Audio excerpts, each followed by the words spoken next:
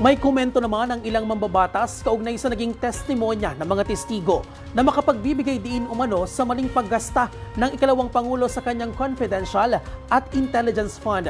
Faith Santiago sa report. Binigyang halaga ni Committee on Human Rights Chairperson Bienvenido Abante Jr. sa naging panayam sa kanya sa 13 sa tanghali ang importansyang maiparating sa bawat Pilipino ang hindi ayos o improper umano na paghawak ng Vice-Presidente sa kaban ng bayan. Pinalawanag na yan ni Ms. Gina Acosta. Sinabi niya na si Vice President nag-utos sa kanya na ibigay kay La Chica ang 125 million. Ganoon din ang sinabi ni Assistant Chief of Staff Ortonio. You see that? Kaya there's no doubt about na dapat malaman ng ating kababayan na ang Vice President ang talagang tinatawag na mastermind ng lahat ng mga bagay na ito. Iginiit niyang higit pa sa sapat ang ginawang paglatag ng prosekusyon sa articles of impeachment.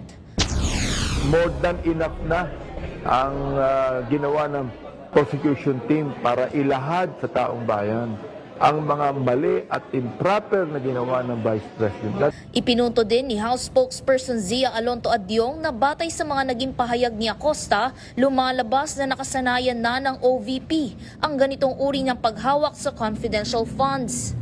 Ayon kasi sa hostile witness, standard operating procedure na ang ginagawa nila sa OVP.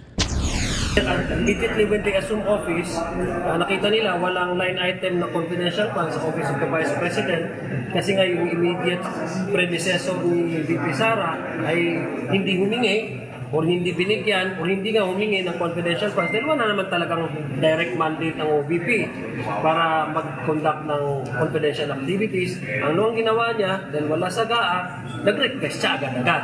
Diba? Mas lalo pa daw madadali ang kampo ng bise kung sakaling balikan ng COA ang mga pondong nagamit noong mga nakaraang taon dahil sa new leads na inilahad ni Acosta sa pagdinig.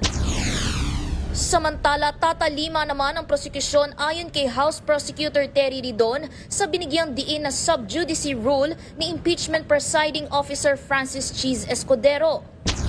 So I think we had seen that also in the past, kung saan ininsulto, sinervisyo, yung pong prosecution ng ilan pumapay. So I think that needs to be stated. Nasasagot at sasagot pa rin po kami dun sa mga bagay. But again, we will try to confine ourselves doon po sa limitations po. Sa dulo-dulo, mahalaga na tumalima, pero mahalaga rin po na talagang isama yung pong publiko dito po sa pang-araw-araw po ng pagtakbo ng impeachment trials.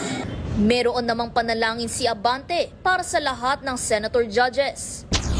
Ang panalangin ko is that the senator judges will really appreciate the evidence, mga ebidensya na binigay ng prosecution team. Napakarami ng ebidensya apat na yan no? Para sa totoong balita sa Bagong Pilipinas, Faith Santiago, Congress News.